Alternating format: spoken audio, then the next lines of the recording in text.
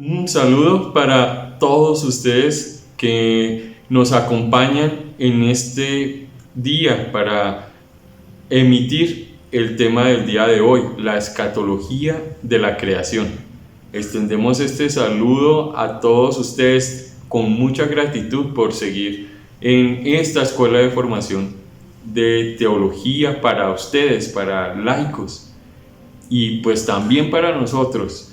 Es un tema que nos impone, nos exige y nos motiva a aprender mucho más. De manera que agradecemos que estén conectados y estén muy atentos. Queremos empezar con una oración pidiéndole al Espíritu Santo, en el nombre del Padre, del Hijo, del Espíritu Santo. Amén. Le damos gracias a Dios por esta oportunidad de formación que nos conceda el don del entendimiento, de la sabiduría, de la inteligencia, del discernimiento, del consejo, de la ciencia, todos los dones que el Espíritu Santo nos concede, nos regala para poder entender la palabra de Dios, entender la voluntad de Dios en nuestras vidas y también estos conocimientos que nos ayudan a acercarnos un poco más al misterio de Dios, al misterio de Cristo, a todas sus enseñanzas y su relación en nuestras vidas. Pidámosle que nos dispongamos, que nos disponga, que permita que entendamos, que disponga nuestras mentes, nuestros corazones, y que en esto podamos escuchar ese mensaje que nos quiere revelar, y que por medio de esto podamos también contribuir a nuestro bien, a nuestra mejor forma de relación con Dios y en nuestra relación con todas las personas con quienes interactuamos. Traigo en este momento a colación el Evangelio del día de hoy, en donde tenemos la curación del ciego Bartimeo en el Evangelio de San Mateo. Y recordemos aquel momento en que Bartimeo imploraba, suplicaba, clamaba a Jesús: Señor, ten misericordia de mí, Señor, ten misericordia de mí. Y luego de mucho esfuerzo y luego de mucha insistencia, Jesús se vuelve a él y le dice: ¿Qué quieres que haga por ti? Y él dice: Señor, que recupere la visión. Entonces, de igual manera, nosotros nos unimos a esta súplica sincera y de corazón de aquel ciego que se encontraba al borde del camino, y que nos dé la gracia de ver, que recuperemos la visión de aquellas cosas que debemos ver mejor o que hemos dejado de ver. Y en este día de hoy, que podamos pues entender este gran tema de la escatología que hemos venido trabajando en esta serie de videos, y en el día de hoy, la escatología de la creación. Bien, el texto más importante que nos permite acercarnos a este tema de la escatología de la creación lo encontramos en el libro de los Romanos. Y les pido que nos ubiquemos en el capítulo 8 de la Carta a los Romanos, capítulo 8, versículo 19 al 22. Escuchemos entonces y seguimos la lectura. Porque la creación misma espera anhelante que se manifieste lo que serán los hijos de Dios. condenada al fracaso, no por propia voluntad, sino por aquel que así lo dispuso. La creación vive en la esperanza de ser también ella liberada de la servidumbre, de la corrupción, y participar así en la gloriosa libertad de los hijos de Dios. Sabemos en efecto que la creación entera está gimiendo con dolores de parto hasta el presente. Pero no solo ella, también nosotros, los que poseemos las primicias del Espíritu, gemimos en nuestro interior, suspirando para que Dios nos haga sus hijos y libere nuestro cuerpo. Palabra de Dios, te alabamos, Señor.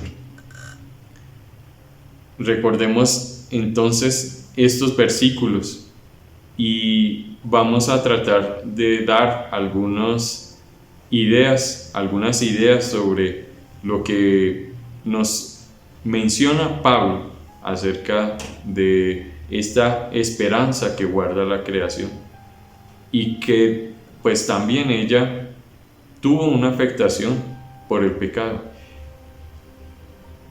Vamos entonces a revisar algunos textos bíblicos a lo largo de la Escritura y de manera muy sucinta, muy breve, trataremos de dar ese acercamiento.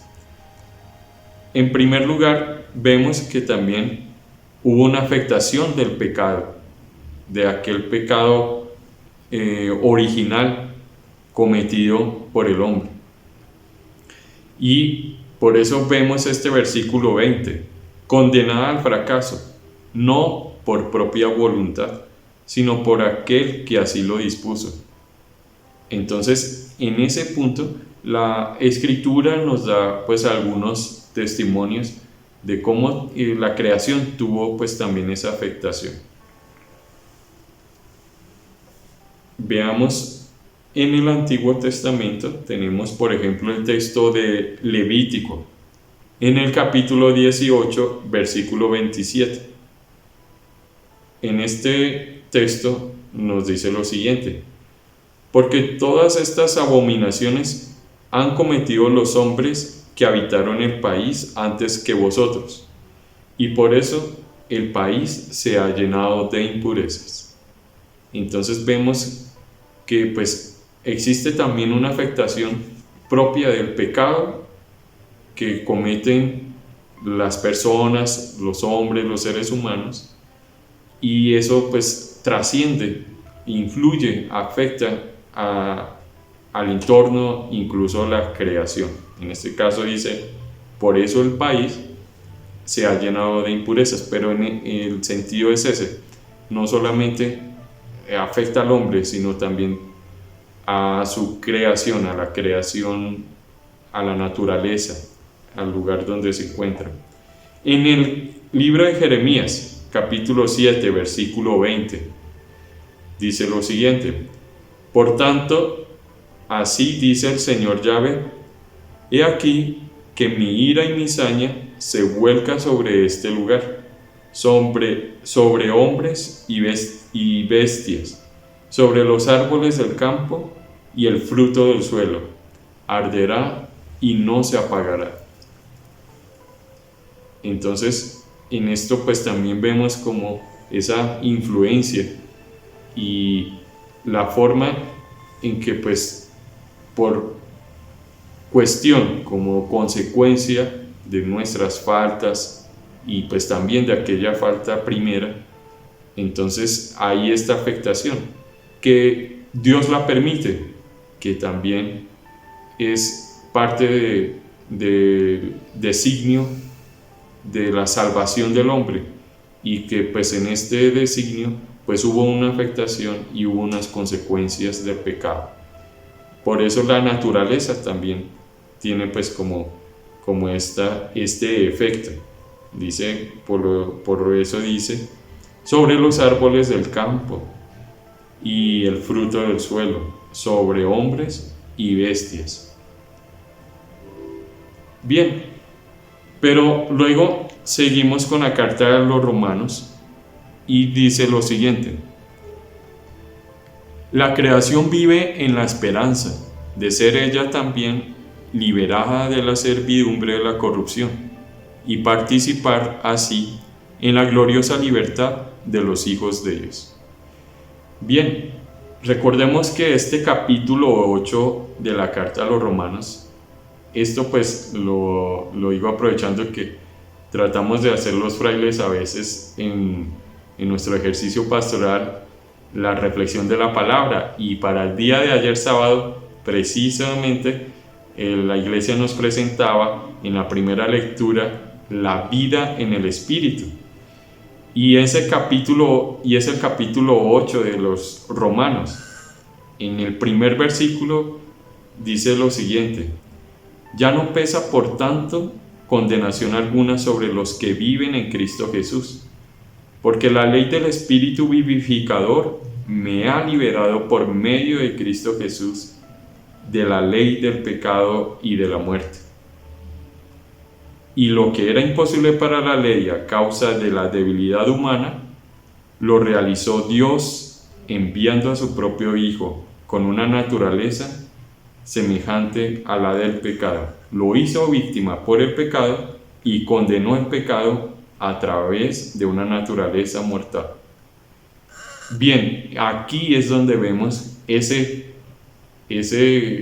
punto de salvación, ese punto y aspecto supremo de nuestra fe, que Cristo se hizo hombre, tomó nuestra condición, tomó el pecado sobre sí, y entregando su vida, ofreciendo su vida de forma voluntaria y entregándose por nosotros, por amor a nosotros, pues sometió al pecado, sometió a la muerte y lo venció. Y en esa medida obtuvo para todos nosotros ese perdón de los pecados y nuestra salvación. De tal manera que esta salvación también se extiende para toda la creación. De manera que Pablo, iniciando desde este primer versículo, pues inicia con ese primer, digamos, destinatario de este misterio salvífico de Cristo, que es el hombre. Pero vemos que ya en este versículo 19 dice: pero esta salvación pues también aplica a toda su creación, a toda la naturaleza. Y estamos también incluso hablando de lo visible y lo invisible. En este sentido pues entran también los ángeles. Bueno,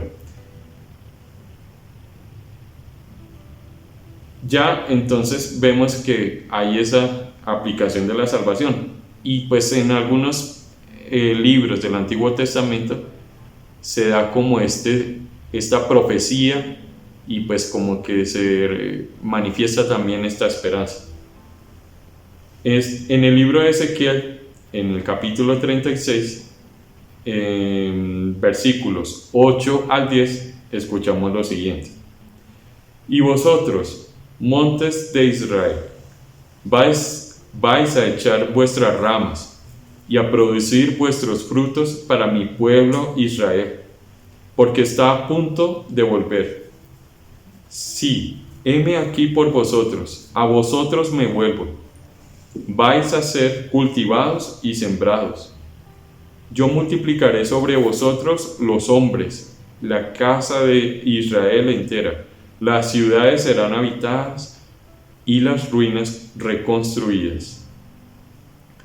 Entonces es ese deseo de Dios Padre hacia toda su creación, y va a haber esa regeneración, ese florecimiento luego de haber también sufrido esa afectación y pues esos males por causa del pecado.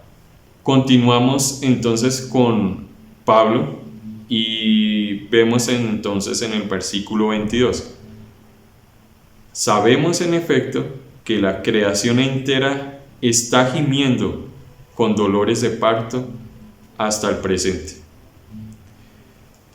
Y entonces en la escritura sigue dando esa idea de liberación, de salvación, de restauración de toda la creación, de toda la tierra, y así entonces vemos que también ella puede tener esta salvación.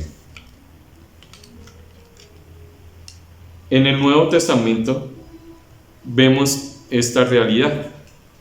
Esto puede verse también en la segunda carta de Pedro, capítulo 3, versículo 3. Dice lo siguiente: pero esperamos, según nos lo tienen prometido, nuevos cielos y nueva tierra, en lo que habite la justicia. Entonces, esa esperanza va para ese objetivo, y por eso la creación gime y tiene pues esos dolores, porque tiene pues esa necesidad de redención y de salvación. De igual manera, en el libro del Apocalipsis, capítulo 21, versículo 1, dice lo siguiente: luego vi un cielo nuevo y una tierra nueva, porque el primer cielo y la primera tierra desaparecieron y el mar no existe ya. Entonces sigue pues con esta idea. Bien, con estas primeras ideas de parte de la escritura, entonces vamos viendo de qué trata esta escatología aplicada a toda su creación. Y vamos entonces a avanzar con otros aspectos que también nos permiten profundizar y comprender un poco más el tema. Entonces aquí nos presentaba el texto guía que hemos estado siguiendo para nuestros cursos, para nuestras clases. A ver si recuerdan el autor: Juan Ruiz de la Peña, ¿sí? Este autor pues entonces en este libro nos presenta como todos estos tópicos y temas que hemos tratado, y es bastante pues enriquecedor estas ideas que nos ilustra, que nos aporta. Por eso pues también ustedes pueden seguir en la lectura y profundizar incluso aún más con otros textos bíblicos que presenta adicional, y sobre las ideas que pues vamos a tratar de dar, que sea también como un apoyo, que sea como pues una manera de poder acercarnos un poquito más a lo que el autor también nos quiere mostrar y aclarar. En general tenemos una perspectiva desde el Concilio Vaticano II. El autor quiere llamar la atención sobre algunos aspectos que se presentan en algunos de los documentos, tales como Gaudium et Spes, o incluso también en el documento de Lumen Gentium, ¿sí?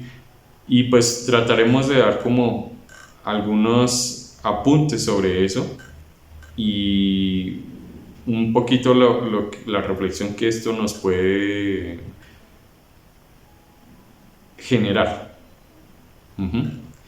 Bien,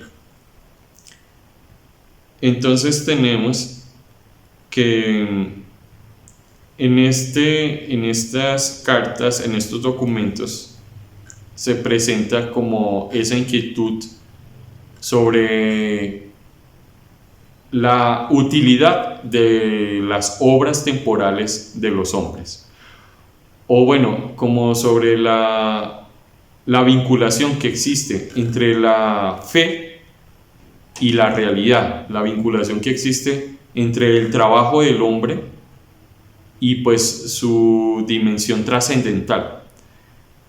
Había pues una crítica bastante fuerte desde que pues digamos se fue gestando desde el Renacimiento con el humanismo renacentista que se vuelca digamos sobre el hombre, y esto pues como que va avanzando, va tomando digamos un poco de profundidad en la manera de pensar, en la manera de comprender del hombre, y va teniendo como un desarrollo histórico.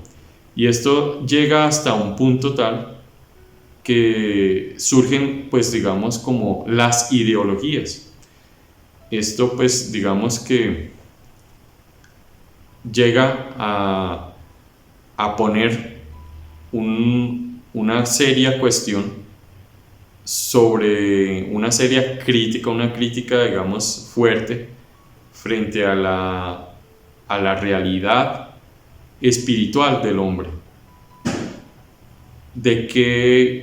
en la cual pues digamos confronta y critica y como que se pelea completamente con ese sentido de la trascendencia, que de alguna manera no le encuentra como una conexión con lo material, con lo temporal, y quiere entonces por lo tanto hacerla a un lado y absolutizar, es decir, colocar al hombre solamente como ese punto de referencia en el cual como que lo espiritual o trascendental no tendría pues un valor.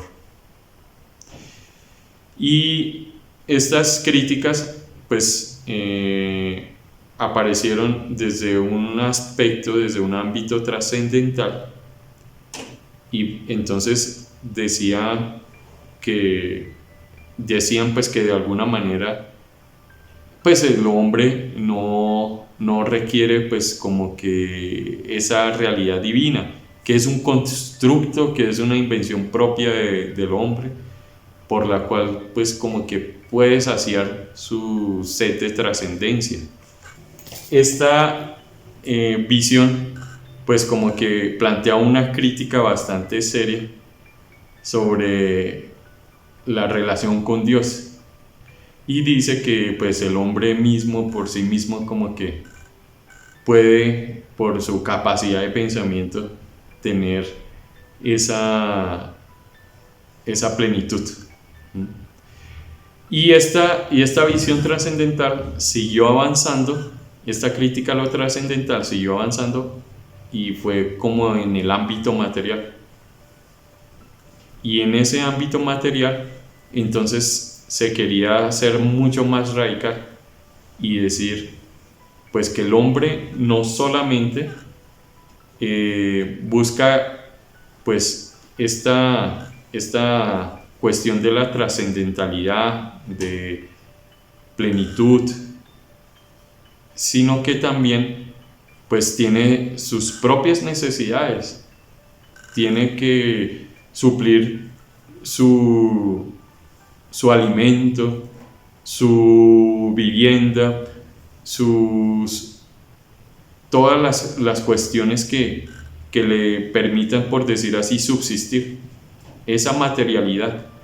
Y entonces esta visión fue tan radical que dice que entonces solamente lo que sea material es lo que realmente pues digamos basta al hombre, y que el hombre se ha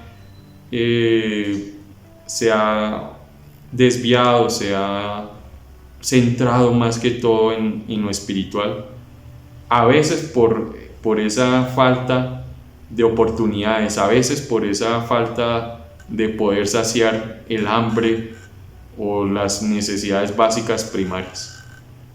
Esto pues fue como una de las críticas que también surgió también a partir de la revolución industrial, y en donde pues se vio tanta desigualdad y tanta precariedad que pues llevó a preguntarse realmente cómo el hombre pues puede salir de esa miseria. Y vio con mucha recelo, con mucha crítica, pues cualquier idea de lo espiritual, porque no se veía como esa conexión entre la dimensión espiritual y la dimensión material. Esas dos visiones entonces como que pusieron una crítica bastante fuerte frente al aspecto también de la escatología, porque pues en el punto de la escatología se tiene como la esperanza, tal como lo acabábamos de ver en la primera parte de esta sesión, de la necesidad de la creación de ser redimida y de ser salvada. De esta manera tenemos que cómo la relación del hombre con Dios puede contribuir realmente a esta salvación.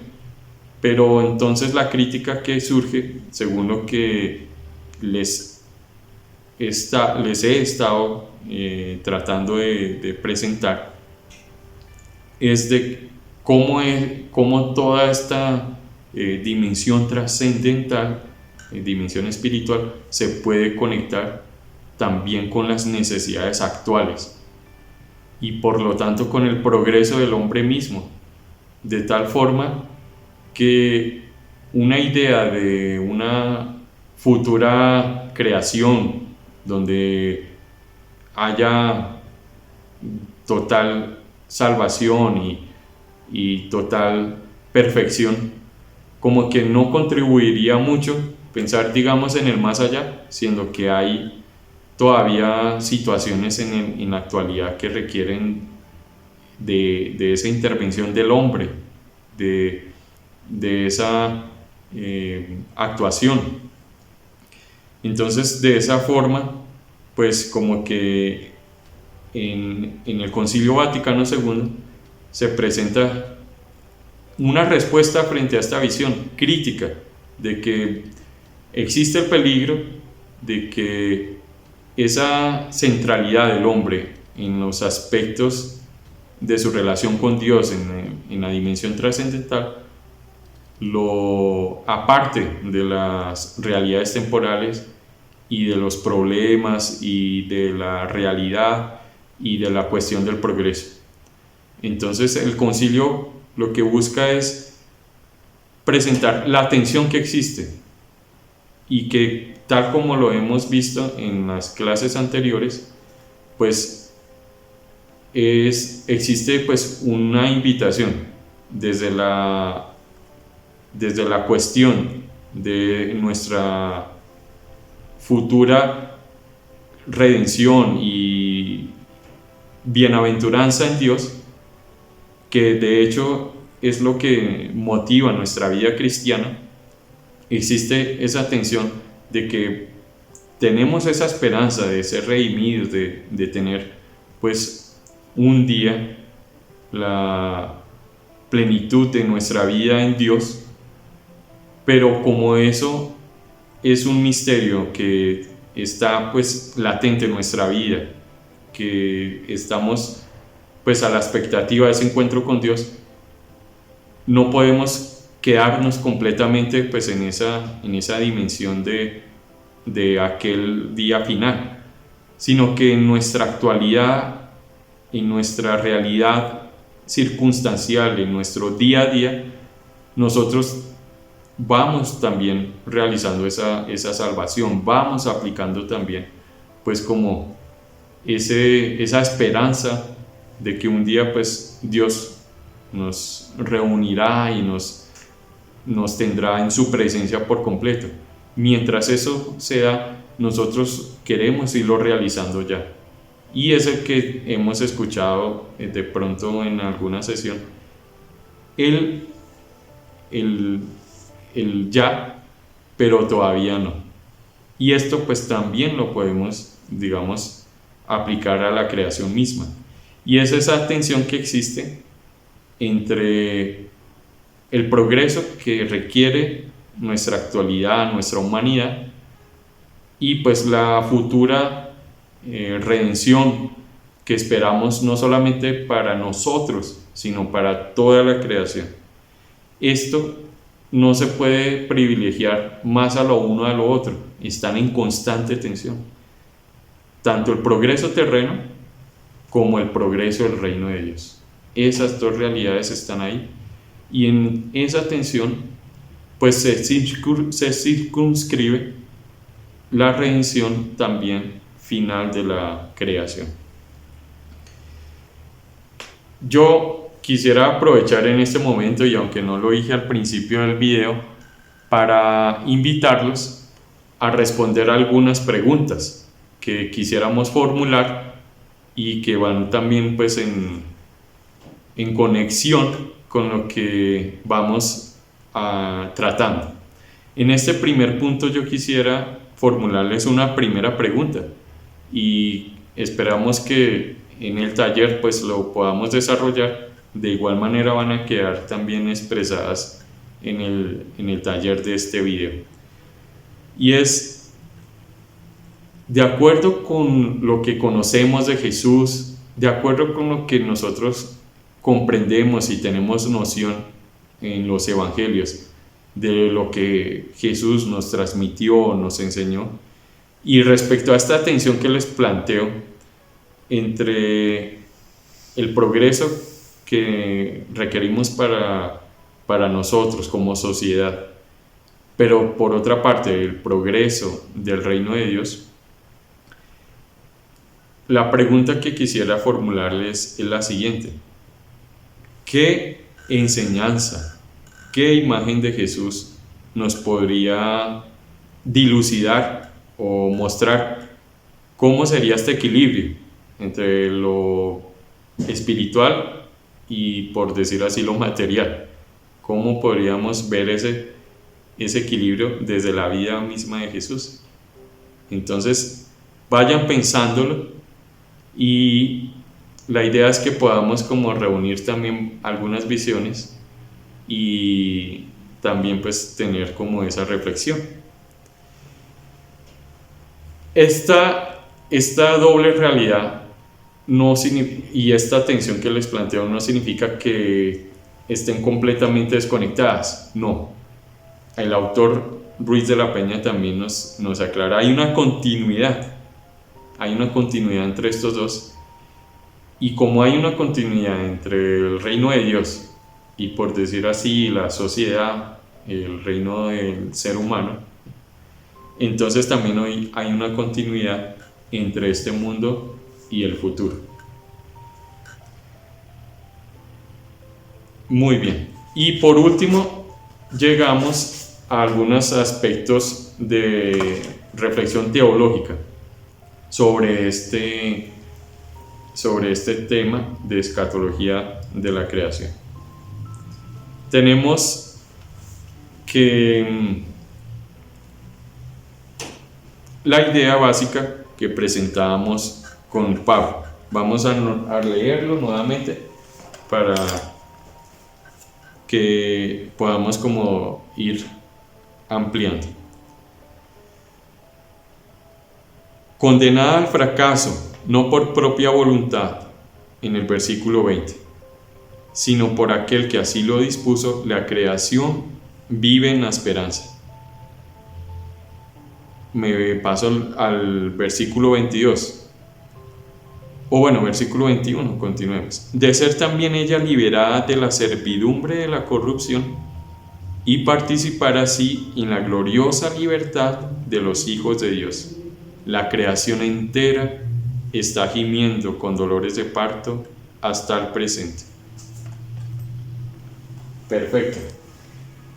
Entonces, la pregunta básica que surge desde la teología de la Iglesia es la siguiente: ¿será que para esa redención de la salvación se requiere completamente otra creación?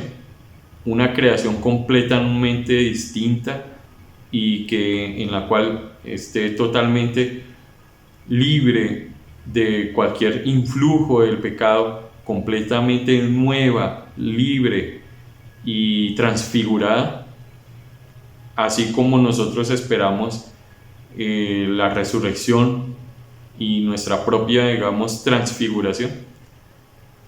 Para esta redención que espera la creación, de poder ser renovada, de poder ser redimida, entonces se requiere una creación completamente nueva, o será partiendo de la actual y presente en la que se daría pues esta nueva realidad y transfiguración. Entonces, lo que buscamos desde la dimensión teológica es decir que esta continuidad se rompería si se hablara de una tierra completamente nueva, independiente y aparte. Y esto no tendría pues como ese mérito, esa función de la redención, de que es el mundo actual en el cual pues se podría tener esta gracia de la salvación. De tal manera que si fuera independiente, entonces no se vería pues como ese efecto de la gracia, ese efecto de la redención sobre la propia, digamos, realidad terrena y el universo entero. Y así como nosotros, pues también esperamos una nueva realidad a partir de nosotros mismos. No podríamos ser otros distintos, es decir, existe una cierta continuidad entre nuestra actualidad y nuestra realidad futura como completamente redimidos y resucitados. También esta se aplica a la creación. Entonces, desde este punto de vista surgen pues como dos aspectos. En primer lugar, dado que nosotros somos una unidad con la humanidad y con el universo, y existe un llamado a nuestro trabajo, no solamente por el reino de Dios, sino por el reino de lo temporal, tal como lo hemos estado presentando. Entonces, ¿cómo se verá reflejado nuestro trabajo en esa nueva creación? Sí tiene sentido entonces que el hombre se preocupe de alguna manera por este progreso de la creación, por el progreso de la sociedad, para que finalmente se pueda ver de alguna manera en la nueva creación. Y pues esto tiene su sentido en lo que presenté hace un momento. En esa continuidad pues existe pues como esa esperanza de que también todas nuestras obras pues tendrán también un aporte a esa creación. ¿En qué medida tendrán ese aporte a la creación? Partiendo del concepto de la providencia que vimos ya pues en la sesión pasada, vemos que es voluntad de Dios que nosotros cooperemos con el bien de toda su creación. Y en ese sentido, pues nosotros contribuimos también como al acabamiento de su creación, al perfeccionamiento de su obra.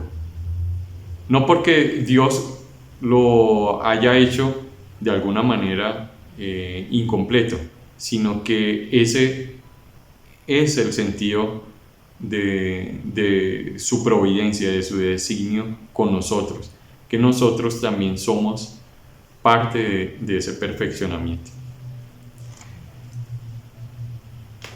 De tal manera que si no existiera una esperanza de que todo lo que hagamos en nuestra realidad, en nuestras circunstancias, no se vea reflejado en esa nueva creación, como que se perdería el sentido de cualquier esfuerzo que hiciéramos.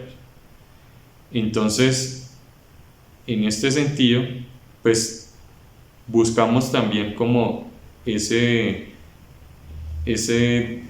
aspecto de que también hay un anhelo y hay una esperanza de que contribuirá a esta nueva creación.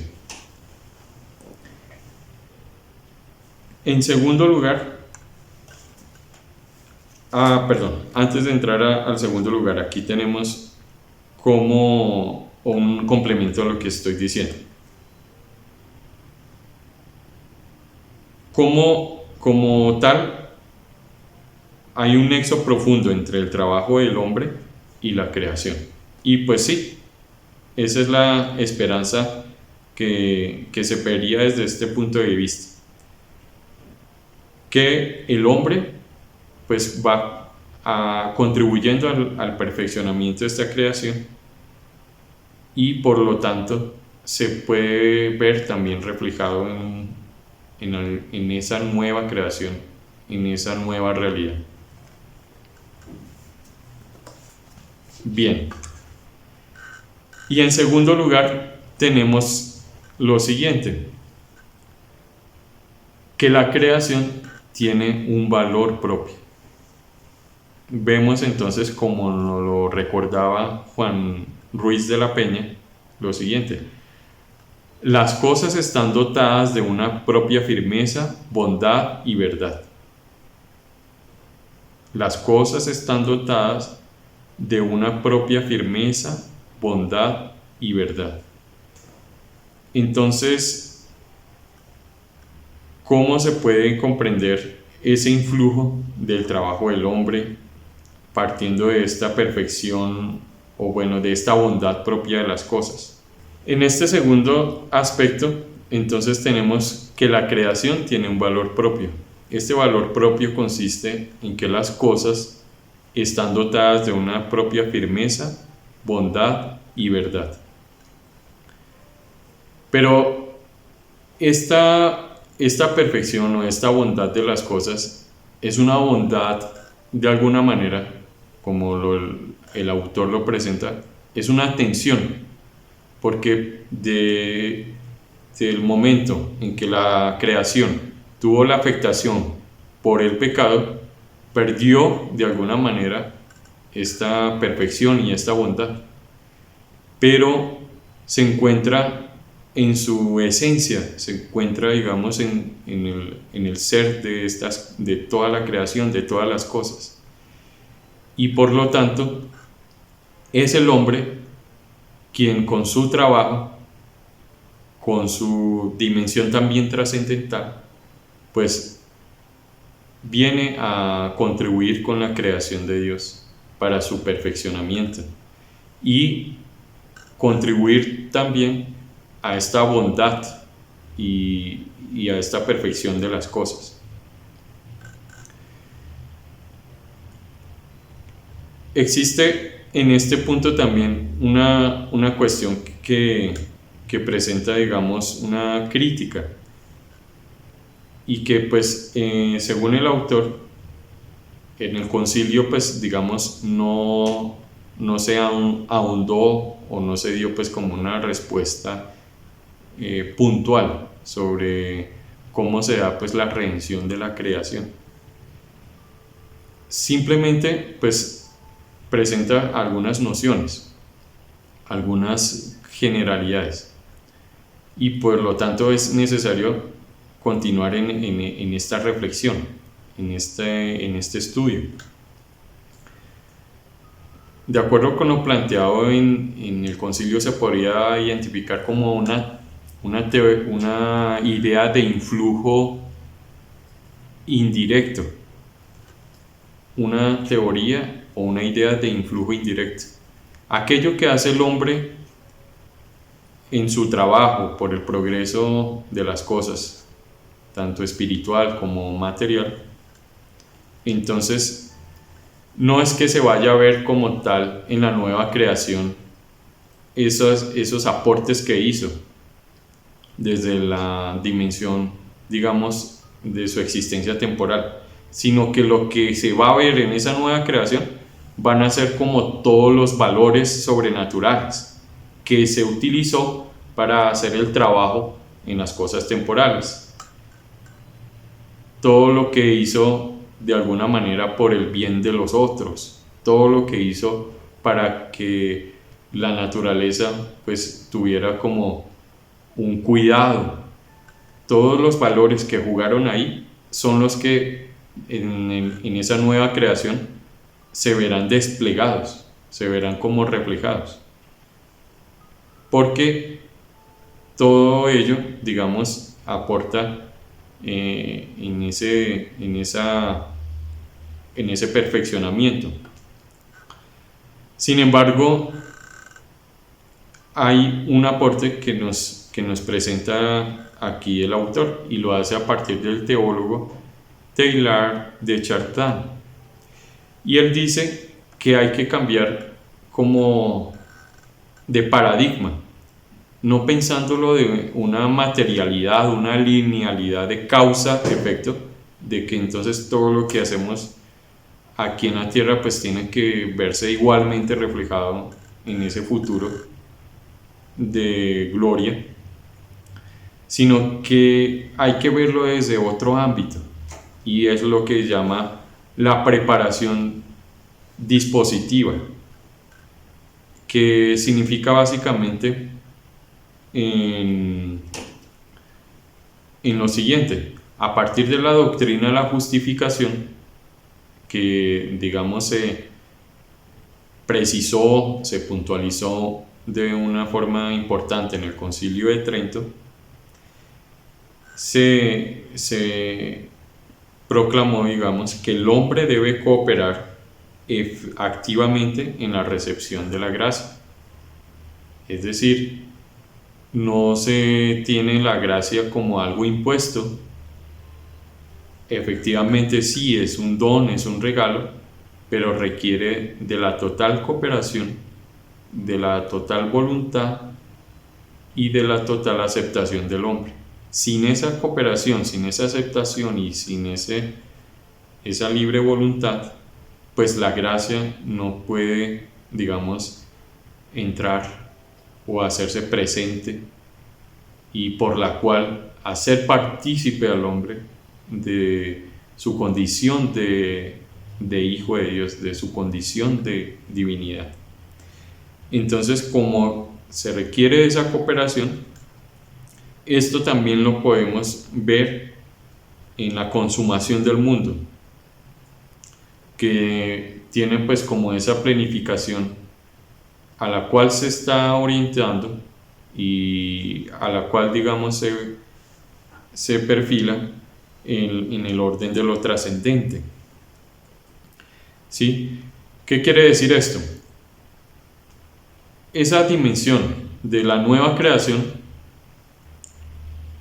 podríamos decir que se da en un orden de lo trascendente, y por tal motivo, más allá de pensar de que las cosas que hagamos aquí en nuestra tierra, en nuestra vida, por la construcción, por el mejoramiento de todo,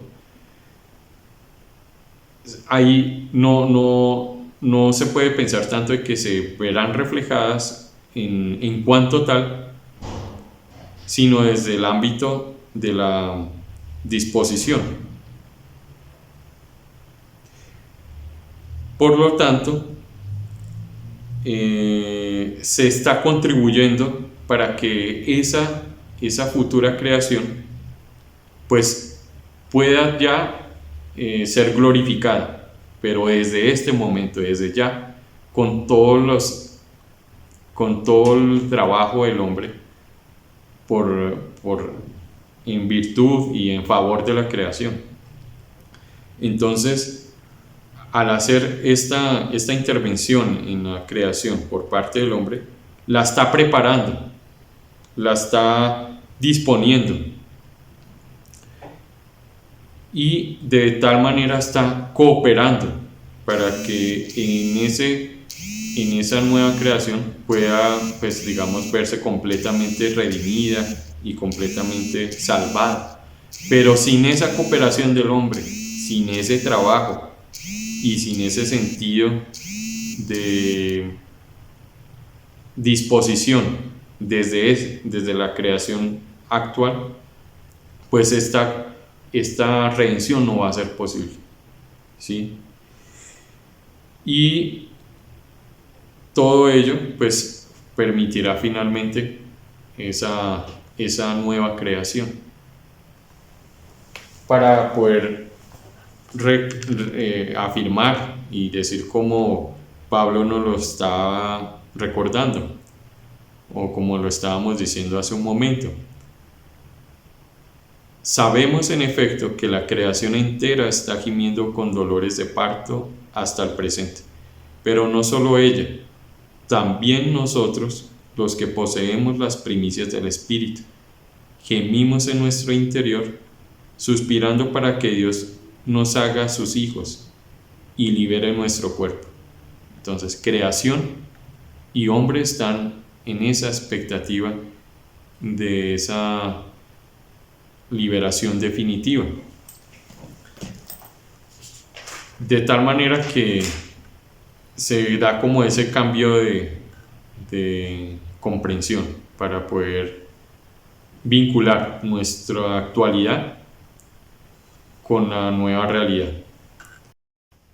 Bien, después de haber presentado estas tres partes del tema de escatología de la creación, una parte bíblica, una parte de las ideas del Concilio Vaticano II y una parte como de la dimensión teológica, quisiera entonces aprovechar para plantear una segunda pregunta y con ello pues ir complementando la reflexión para nuestro tema, que lo que ustedes nos aportan realmente también es un aprendizaje para nosotros.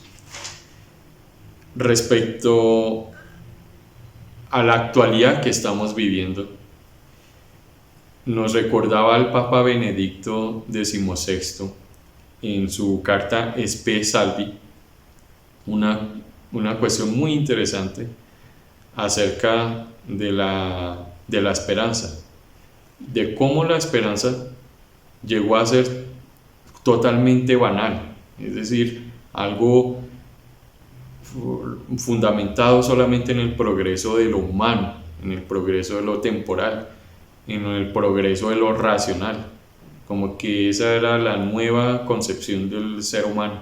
Y pues eso como que fue parte de los grandes fracasos que ha pasado la humanidad, las grandes falencias, y que todavía pues estamos como en esa lucha. Y pues digamos que en ese sentido podríamos decir que la creación está, digamos, con esos dolores de parto. Entonces quisiera que desde ese ámbito, y el Papa decía, es que ese fue una falla grande y como que el olvidar a Dios, el olvidar lo trascendental o desplazarlo, no, todo lo contrario, y lo dice en el número 23 de su carta encíclica Spe Salvi: el hombre necesita a Dios. Entonces, yo quisiera formularles una pregunta y que también el Papa Benedicto nos invita a reflexionar. Que esa esperanza no se puede quedar solamente, digamos, en un ámbito trascendental, pero tampoco se puede radicalizar en algo completamente banal, terrenal. Es una construcción de esa esperanza, y eso es lo que también nos permitirá contribuir a esa nueva creación. No podemos desvincular ninguna de las dos. De acuerdo a lo que estamos viviendo en nuestra actualidad, tratando de superar la pandemia que ha sido bastante costosa, bastante dolorosa en términos generales para todos nosotros, ¿cuál creen que sería la esperanza que necesita la humanidad? ¿Cuál puede ser esa visión que el hombre necesita tener presente, tener en cuenta para construir ese futuro, esa nueva humanidad, este futuro tanto temporal como ese futuro bienaventurado? Les agradezco su inmensa atención. Estaremos atentos a sus talleres. Muchas gracias y que Dios los bendiga.